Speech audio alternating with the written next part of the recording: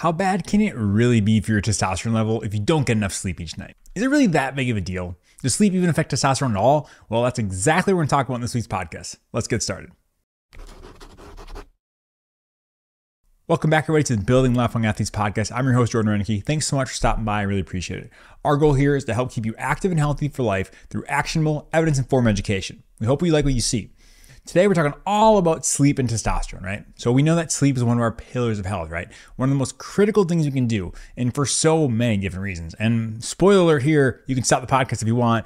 It's no different for testosterone. It does play a factor as well. But I want to dive a little deeper into how testosterone and sleep are linked. So kind of getting behind this here. Okay, so the first question I have is where does this all come from?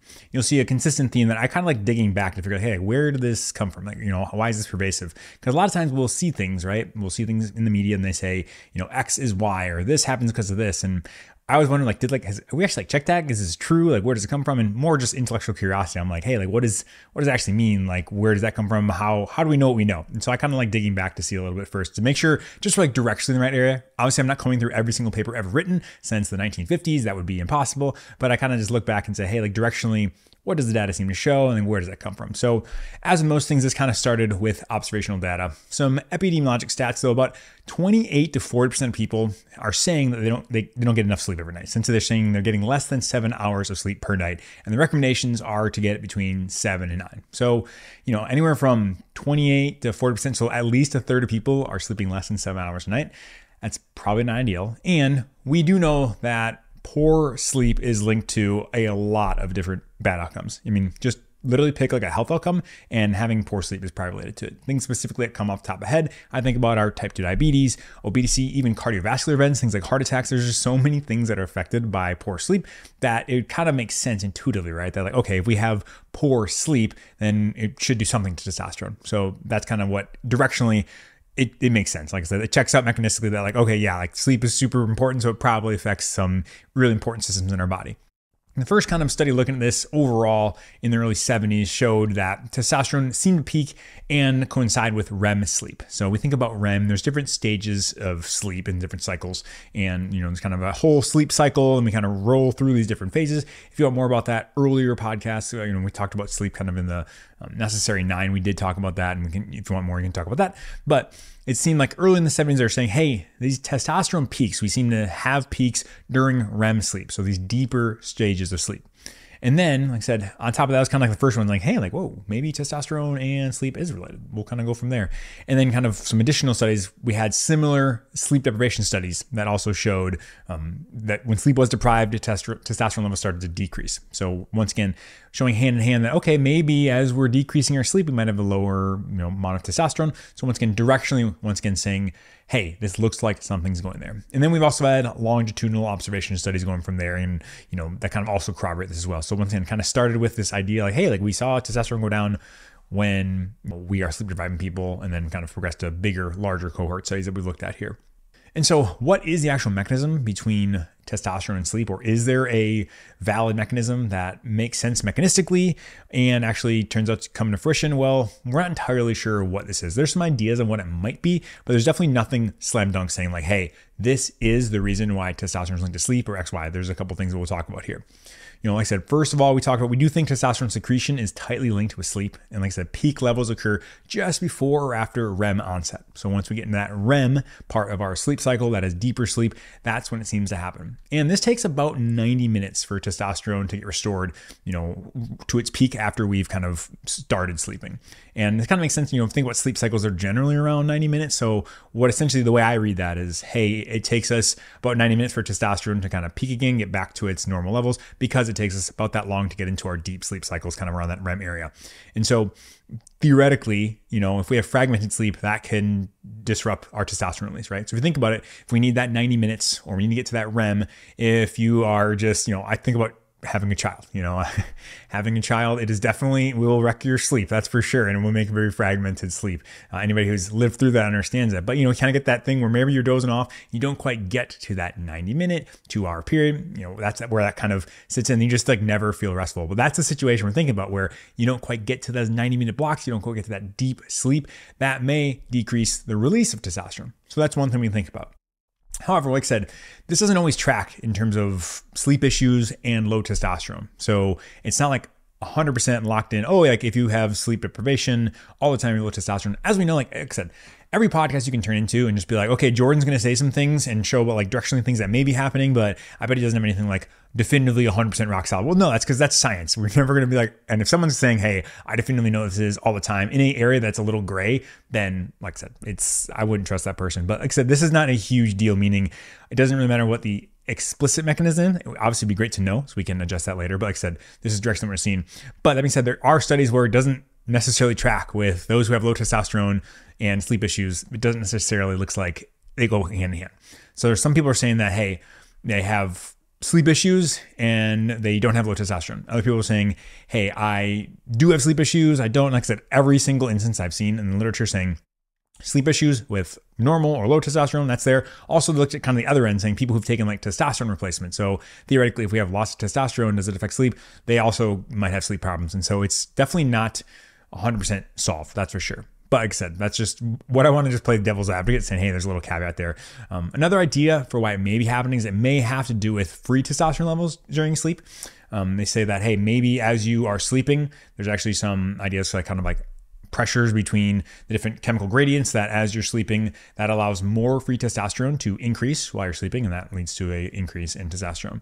But like I said, no definitive mechanism, but those are kind of the leading ideas for like, hey, why sleep does play a role with testosterone. Okay, and now let's talk about the next section here and talk about how sleep can be like this miracle drug or can be a house of horrors, and essentially the choice is up to you. Like I said, we do know that lost sleep has so many effects. It's almost endless. Like I could do a whole series on sleep, absolutely. And maybe I will in the future. I probably plan on. Let me know in the comments below if you think that'd be interesting. But sleep definitely seems to play, a role on testosterone levels. And when you don't get enough sleep, it may decrease testosterone.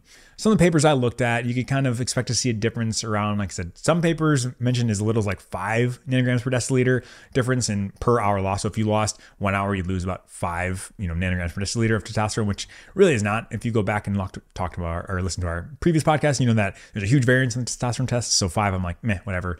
Other papers say there's about a 10 to 15% loss in that testosterone. So that's a little more substantial.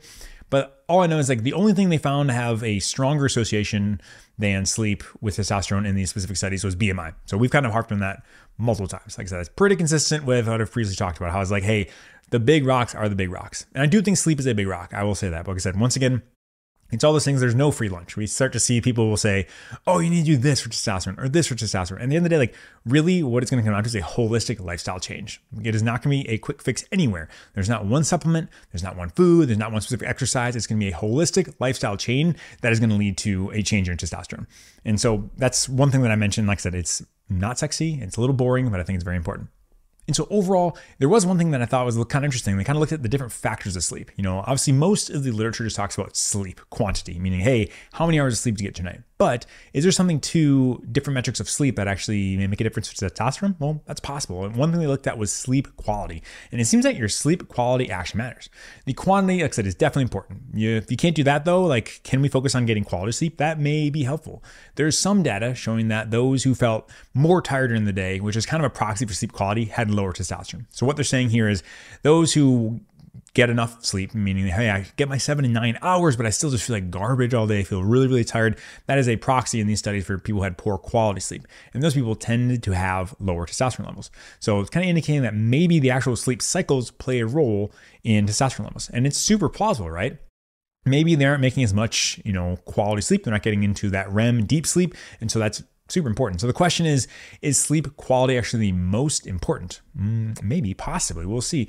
The argument could be made that even if you get 10 hours of sleep and you have terrible sleep quality, though, you don't make it to that deep restorative sleep, it may never be as effective. So I don't know. It could sleep quality be more important than sleep quantity. And obviously, I'm just playing devil's advocate here. I'm not recommending that. Like, once again, I do not want you to take away like, well, Jordan said like, I can just get 4 hours as long as it's really good. Because one, that's just setting you up for failure, right? You don't know if you're going to have quality sleep. And obviously, sleep cycles, the number of sleep cycles will add up. And going through those, if you give yourself 8 hours of sleep cycles, you're gonna have multiple cycles, where if you give yourself 2 to 3 hours, you're not gonna get through as many cycles. So like I said, I am not saying that. That's not the case for quality is like the only thing I'm indicating. But if we are gonna sleep and we don't necessarily have a huge chunk, trying to make it as a high quality sleep might be, kind of beneficial. And like I said, I will say, Why either when you can both, meaning that like try to get both, but it's just kind of an interesting thought experiment. And then kind of in the same mindset, I want to look at the idea of sleep timing. So like I said, there's a big issue with sleep in the world. We've talked about almost a third of people are not getting enough sleep. And so people are looking for sleep hacks, right? Okay, sleep quality. Maybe I can try to get good sleep quality. Well, that's going to be hard to for you to get in control. But there's something you can control in terms of sleep timing. So this is when you sleep. This may also play a role with the relationship to testosterone.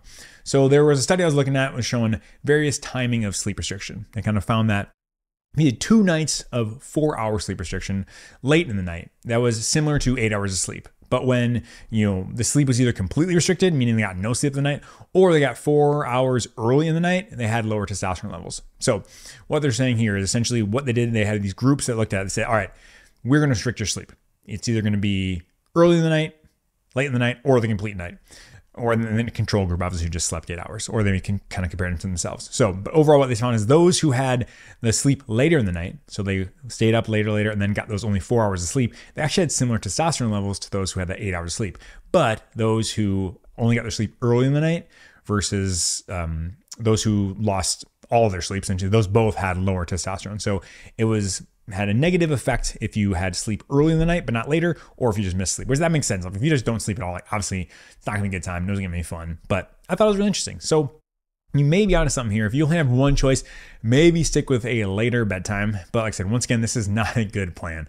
And the reason I say this is not a good plan is because almost the exact opposite can be said for insulin sensitivity in some of the studies that I've seen, meaning it might be better to sleep earlier to help lower your insulin resistance. So if you're trying to cut corners, you're really just playing with fire. I don't think it's a good idea. Once again, trying to get quantity, quality, and both morning, early and late sleep during the night. I think that's a good idea. All right, another topic I just want to touch on is sleep apnea. There's definitely a link with sleep apnea and low testosterone levels among many other issues with sleep apnea. So if you have sleep apnea and it's uncontrolled, not a good thing. But I don't want to get too in depth. This is probably a whole different podcast. But sleep apnea is where your breath essentially gets interrupted over and over while you sleep, leading to a host of issues. There are multiple screening tests you can do for this. The one probably the most common is called the Stop Bang, STOP-BANG. This is kind of the big one everyone talks about. It's an acronym, right? So each one of those 8 letters stands for something, meaning, the S is snoring. Do you have snoring during the night? T is, are you tired during the day? Meaning, man, I'm just so tired. O is, do you have observed apneic events? Apneic means you're breathing, all of a sudden you stop breathing and then you go back. Obviously you're not observing those. It's usually a spouse. The biggest thing is always when I talk to patients and they have their significant other in the room, it's, it's like, do you snore? And I'm like, I don't know. And the other person's like, yes. Oh my gosh. Yes, they snore. Please help me, doctor. And I think it's always, kind of just hilarious how the other person's completely oblivious, I don't think so. And the other person's like, I hate it. So, but obviously someone's going to observe those apneic events. That's one. The P is going to be pressure, meaning you either have hypertension, do we have elevated blood pressure? That is an indicator. B stands for BMI greater than 35. A is for age greater than 50. N is for neck size, which is greater than 16 inches or greater than 40 centimeters. And then last one, the G is for gender. And then usually that's for males, have a higher prevalence of it. But that being said, you kind of get 1 point for each thing. So if you hit that and you say, hey, I have high blood pressure and I have apneic events and I have snoring, that's, 3 points and whatnot. And then just however many you have is your total score. And if you had yes to 3 or 4 of those, you're at intermediate risk. Anything above 4 is a high risk. Like I said, but that being said, it's not hard and fast where you're saying, oh, you were 3, that's only intermediate, it's not a big deal. Go talk to your doctor. If you are concerned for this at all, if you're like, man, do I have sleep apnea? Stop listening to a podcast and trying to self-diagnose. Because 1, you can't really do much about it other than weight loss potentially. And 2, you need to talk to a professional about this because there are really good treatments for this. There's plenty of people who have this, who just have horrible sleep and then they're able to get on a either a mouth device or a mask and have a significantly improved sleep. So that is a really important thing. And like I said, I'm not going to go into deep detail, but understand that, hey, if you have sleep apnea, it is probably a huge risk factor for so many other things, for cardiovascular health, for, as I said, with testosterone, for just so many things. So if you are concerned for that, please talk to your doctor about that. All right, moving on. Now you might be listening to this and be like, well, Jordan, I don't sleep very well. I'm pretty worried about how screwed am I about this? Well, there's no real data on chronic sleep deprivation and reversal that I could necessarily see, but we'll kind of extrapolate from what I've seen. There are studies showing though if you're acutely sleep deprived, meaning you've kind of missed a couple days or had decreased sleep a couple days, there's some data suggesting that even after a single night of sleep recovery, then you return back to your normal levels. So like I said, at the end of the day, I think 1 or 2 bad days here, obviously you're not going to feel good. We don't recommend that to be a trend, but you're going to be fine. Take a couple extra sleep the next night. And I know there's the whole idea that you maybe can't quote unquote recover sleep debt. But it seems like if you get back and start getting those cycles again of the deep sleep, you tend to get back to your normal testosterone levels. But overall, based off of those trends, I am optimistic that like most chronic issues, this can probably be reversed. And it's just going to take some concerted effort. Concerted effort meaning like, okay, you're going to have to make an effort to try to sleep better. And you're like, oh, how do I actually sleep better? And I'm glad you asked, because that's the next topic we're going to talk about here is how to improve your sleep. And now this is not the podcast where we're going to go on how to be a sleep expert, because one, I'm not a sleep expert, but two, also we don't have enough time for that. Maybe we'll do an entire different series dedicated to sleep, but I want to give you some general principles. And if you want more principles, season 1, I also did talk about this as well. But here's some general principles to kind of give you an idea that, hey, these are the things we look for to, hey, maybe help you improve your quality of sleep or sleep duration. Number 1 is give yourself a chance to get enough sleep.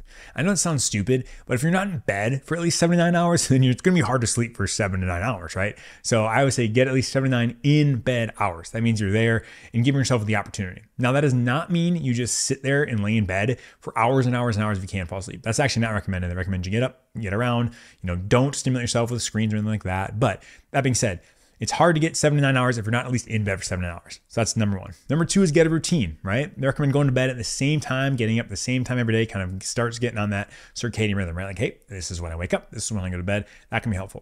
Number 3 is sleep hygiene. That's kind of in general, some quick tips is to avoid late workouts and eating. That can be sometimes disruptive of sleep. Avoid screens in the bedroom. No electronics at least an hour before bed. So avoiding tablets and cell phones, and preferably even TVs as well. Also, we want to try to optimize our room, meaning you sleep in a cold, dark room. So the signs of those cold temperatures actually seem to be helpful with sleep. And then obviously dark, we want it just as black as humanly possible. And also, if we're kind of doing those basic things, then it might be time to kind of escalate help.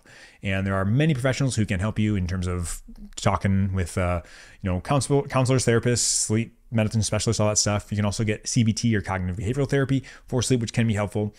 It's like if you've kind of tried the basic things, then it might be time to talk to a professional. But I also want to say I don't recommend just taking sleeping pills or over-the-counter products. Like some people are just like, yep, Benadryl, baby, that's what I do. And I just don't recommend that. It may help you like get to sleep a little faster, but it doesn't seem to help with the quality of the sleep. It doesn't seem to lead to that restorative sleep we're talking about. Like I said, so that is not the long-term fix to just say, hey, I'm gonna take some Benadryl every night. Like that is not ideal. It can leave you groggy. There's side effects. Never gonna just mask a problem. I never recommend that. It's like if you've done all the basic things, then it might be time to talk to a doctor. Like I said, you may have to go to a sleep specialist. You may have to get a sleep study, a formal sleep study, which is what happens is you go into essentially this bedroom and you get all the stuff hooked up to you, and you get, your brain waves measured and all this stuff, and your breathing and all that stuff to see, hey, is there something going on? And so, but like I said, general tips in terms of sleep hygiene go a really, really long way. And so if you're like up every night on your phone till 2 a.m, when you have to get up at like 6 a.m, like, okay, there's so many pieces of low-hanging fruit that we can go after that's kind of what I'm talking about here. Like I said, I'm all about low-hanging fruit and the big rocks. Obviously control things we can control, and there's a lot of things we can control for our sleep. All right, so I just want to recap real quick before we move on to my take-home idea. So as we know, sleep is critically important for so many things, and that's also true for your testosterone levels. We think that poor sleep disrupts testosterone levels because REM sleep is linked to testosterone release, and if you aren't getting as much REM sleep, then testosterone tends to decrease. It seems that the occasional bad night of sleep won't tank your testosterone, but it'll probably be lower until you try and recover that lost sleep. However, if you have chronically affected sleep, then you may see a persistent decrease in your testosterone levels. The drop of testosterone doesn't seem to be enormous, but it may be around 10 to 50%. It's recommended about 7 to 9 hours of sleep to help optimize your testosterone levels, but your sleep timing and quality may also play a role in your levels as well. And so that was kind of the where we've been. Now let's talk about, hey, this is my spin on it, kind of my opinion. So like most things, this is very nuanced, and none of the numbers I mentioned were totally enormous, right? 10 to 15%, or maybe 20 to 50 points of testosterone. All those are kind of within the tolerances of our different variations of the testosterone testing, right? So maybe this isn't a huge amount and there's no real signalless noise, but I do think it's pretty solid in terms of, hey, we see this consistent trend that when we have sleep deprivation studies, that there's something there. And I think it's worth looking into. But that being said, so many other issues rise from lack of sleep that I still think this is super important. So like I said, maybe testosterone decreases a little bit. Like for me, personally, I wouldn't be like, the biggest thing I'm worried about is your testosterone level if you're having terrible sleep. Because me, it's like, holy cow, like I'm worried about cardiovascular events that are going to happen. I'm worried about, accidents that are happening because you're sleep deprived. Like there's so many other things that like I think are the biggest or bigger issues from sleep deprivation. But testosterone is just another cherry on top saying, hey, this also can have an issue when you have poor sleep. You can have decreasing testosterone as well. And like I'll say over and over again, the things we do matter in the long run, right? And it's the little choices that we make that add up over time. And so like I said, an occasional bad night's sleep, it's not going to tank your testosterone. It's not going to be in the world, but repeated sleep deprivation may lower it. And like I said, lead to a ton of other issues. And so I always advocate control what you can control, right? Aiming for about 7 to 9 hours of sleep. That's like our best case scenario, right? I understand life happens. Maybe you have a demanding job and you literally have 5 hours routine where you're supposed to get there and get back. That's a whole other discussion of stress and all that stuff. Or you have a new infant, and I understand there's no chance of you sleeping 7 to 9 hours when you have a new infant. It just doesn't happen.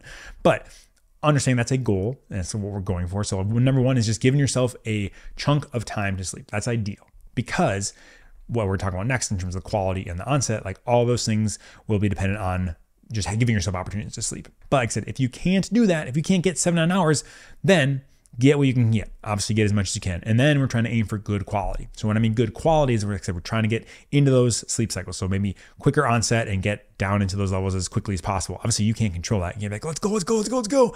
That's not how it works. But just trying to get to sleep faster as soon as you can when you do have those precious hours of sleep, that's helpful. And so how do we do that? Like I said, sleep hygiene techniques can be very important, meaning that, hey, when our head hits that pillow, we have a good chance of falling asleep. So we're just, like I said, just kind of stacking the deck a little bit in our favor. And so also another thing they mentioned is, hey, if you only have a couple hours, maybe getting that later sleep may be better for you in terms of not having to wake up so early. Obviously, if you work at 2 in the morning, 3 in the morning, you got to get up, you got to do what you got to do. Got to put food on the table. But if we have a chance to maybe sleep a little bit later, that might be helpful. But like I said, not a slam dunk there either as well, because maybe that might have altering effects on blood insulin as well. So we'll see. But if we're still struggling, right, we've done all those things and you're not sleeping well, please get professional help. Go talk to your doctor, go talk to a physician, sleep medicine doc, something like that. Get professional help because it's so important. And maybe it just takes a little bit of, tweaking here and there, or maybe it takes some medication, or it takes a CPAP machine, who knows what. But like I said, you just trying on your own over and over and over after you've tried a couple of the, simple tweaks may not be worth it. So don't never feel like it's our job. It's our job as physicians to be there. If you need help, go talk to someone. But like I said, I'm all about focusing on lifestyle changes, right? I truly think that things will compound when you have bad sleep. So this leads to a lot of things down the line. That's why I think sleep is so important. Not because it's necessarily, an effect on your testosterone, which it may have an effect on your testosterone. I'm not saying it won't, but it just leads to so many bad things down the road that's why I care. Because let's say you have bad sleep, right? Like everyone's felt that, like when you sleep bad, like you're just like angry and you're tired, but you also just like are hungry, right? It leads to bad food choices. And then if you have bad food choices chronically, day in and day out, because you're so tired, it leads to increased calories, which leads to increased body weight and, worse body composition. And then also it decreases your ability to work out because you're so tired and affecting body composition even more. And so at the end of the day, what does this sound like? Well, it sounds like we are getting to that issue where, hey, we're having all these things stacked against us and these big rocks of the lifestyle medicine we talk about all the time, that sleep is like the bedrock of that, right? And it can lead to these other issues. And so yeah, when we talk about, hey, the testosterone decrease here, maybe 10 to 15%, okay, maybe that's just the sleep. But then we start adding on extra weight and, that starts adding on more and more. So it's one of those things, a lot of times it just compounds. It's very rarely just one thing.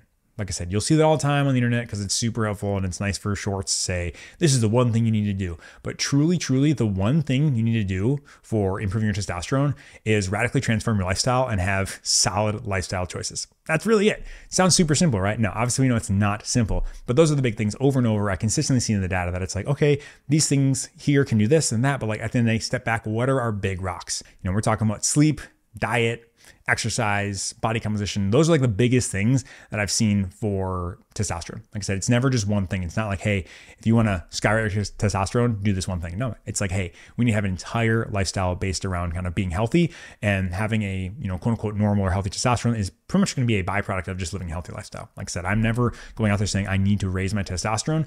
Hoping that just as the lifestyle we live, the testosterone outcome is just kind of a byproduct of that. So thank you so much, though, for following along. I really appreciate it. If you enjoyed this and you kind of enjoy this style, you might enjoy my mailing list. I only send updates when things come out, whether it's a new video, podcast, or article, something like that. And I promise I will not spam you because I hate spam so much. But like I said, if you want to be in touch, let me know. Please sign up. And there's a link here at the bottom of either the YouTube video or the podcast. But thank you so much for watching. I appreciate it. Now get off the phone, get outside, and have a great rest of your day. We'll see you next time.